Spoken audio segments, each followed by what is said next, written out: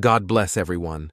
Today I will share the extraordinary testimony of Brother Andrew, a man whose life was forever changed by a vision so shocking it will leave you questioning everything. Brother claims to have seen Oral Roberts in hell, a devastating encounter that shattered his faith and revealed unsettling truths about sin, false promises, and the path to salvation. But his journey didn't end there. In the midst of despair, Brother was met by Jesus himself, who unveiled the profound lessons behind this vision and transformed Brother's heart with divine clarity. Now, I will read his letter just as it is, as we uncover the truth behind this soul-stirring experience and what it means for us all. My name is Brother Andrew, and I am 64 years old, living in Toledo, Ohio. For most of my life, I was just an ordinary man trying to make ends meet. But deep in my heart, I carried a burning hope for something greater. That hope found its beacon in Oral Roberts, a man whose teachings and charisma touched countless lives, including mine. To me, Roberts wasn't just a preacher. He was a guiding light, a voice of reason and comfort in the chaos of my everyday struggles. His words felt like God himself was speaking directly to my soul, and I clung to every promise he made. But life wasn't kind to me. Poverty wrapped its cold fingers around my existence, and I found myself drowning in overdue bills, unable to afford even the simplest of meals. The weight of my circumstances pressed down on me until I could barely breathe. In those desperate moments, I would turn on the TV and see Roberts, radiating hope and certainty, preaching that miracles were within reach for those who believed. He spoke of blessings that would come to those who gave selflessly to God's kingdom. I believed him with all my heart. Each time I heard his voice, it was as if the darkness around me lifted, if only for a while. His sermons became my lifeline, the one thing keeping me from surrendering to despair. I started giving whatever I could, pennies, dimes, and eventually more than I could afford. Roberts had promised that my sacrifices would bring me closer to God, that my faith would be rewarded. I believed those words so deeply that I ignored my growing hardships, trusting that brighter days were just around the corner. But as the years passed, my struggles only deepened, and the promises I had clung to began to feel hollow. Little did I know, my unwavering devotion to Robert's teachings was about to lead me down a path I could never have imagined. And it all started with the vision that would shake my faith to its very core. The day my world came crashing down is one I will never forget. I came home to find my worst fear staring back at me. Everything I owned was piled haphazardly on the street. My landlord had evicted me, leaving me with no place to go and not a single cent in my pocket. I stood there, staring at my meager belongings, overwhelmed by a tidal wave of despair. The promises I had believed in, the hope I had clung to, all seemed like cruel illusions. My legs gave out beneath me, and I collapsed to the ground. The cold pavement pressed against my cheek as tears blurred my vision. I felt utterly abandoned, not just by the world, but by the God I had trusted so completely. As my consciousness faded, I was suddenly gripped by a strange sensation, a lifting, as though I were weightless and leaving my body behind. When I opened my eyes, I was no longer lying on the cold ground. Instead, I found myself rising higher and higher, surrounded by a suffocating darkness. The air grew thick and unbearably hot, as if every breath scorched my lungs. A heavy, oppressive silence hung around me, broken only by the occasional distant wail that sent chills down my spine. Before I could comprehend what was happening, two ethereal figures appeared. They had enormous, unblinking eyes and ears that stretched unnaturally long, their presence both mesmerizing and deeply unsettling. Without speaking, they took hold of me, their grip firm but not painful, and began guiding me toward an unknown destination. The journey was unlike anything I could have imagined. As we moved, the heat intensified, and the darkness deepened, yet my fear only grew. A foreboding sense of dread settled in my chest as I noticed the flicker of something massive in the distance.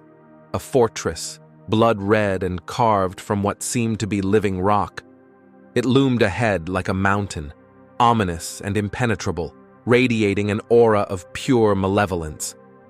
I tried to resist, to pull back, but the creatures pressed onward, their grip unyielding.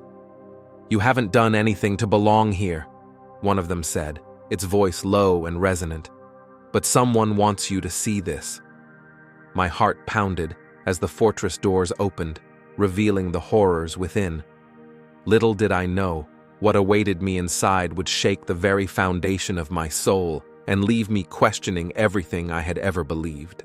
As I stepped into the fortress, my senses were assaulted by an overwhelming combination of heat and despair. The walls were an eerie, glowing red, as if they had been carved from molten rock and cooled just enough to hold their ominous shape. The air was thick with a choking mist that carried faint echoes of anguished cries, each one piercing the silence like a dagger. The dim light that filtered through cracks in the walls revealed long, shadowy corridors stretching endlessly, lined with countless cells. Every sound seemed amplified: the clinking of chains, the guttural sobs, the occasional scream that sent shivers racing down my spine.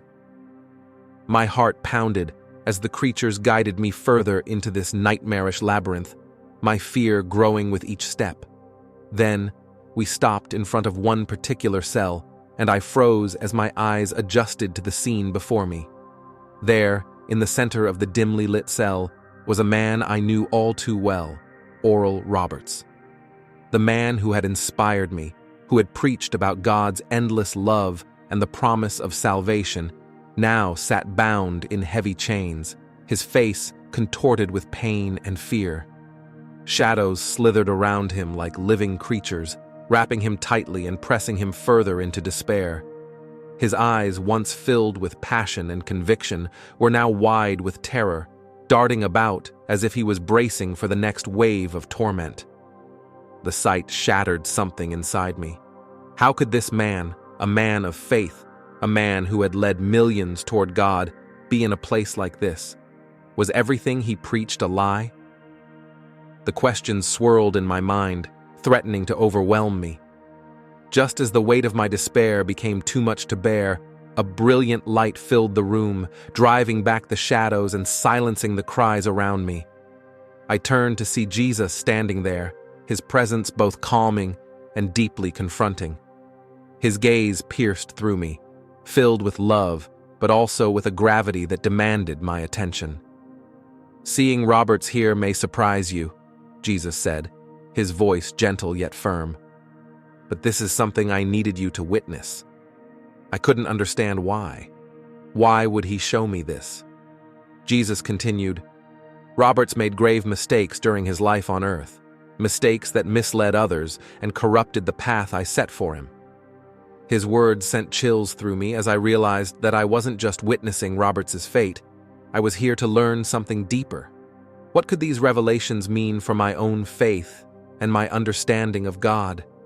The answer lay in the visions Jesus was about to show me, and I wasn't sure I was ready to face them. The fortress was a place of unimaginable dread, a realm where despair seemed to seep from every corner. The towering stone walls loomed high above, jagged and uneven, as if carved by unseen hands in a fit of rage. Their dark red glow cast eerie reflections that danced like flames in the suffocating mist. The air was thick, almost alive, carrying the anguished cries of countless souls trapped within its depths.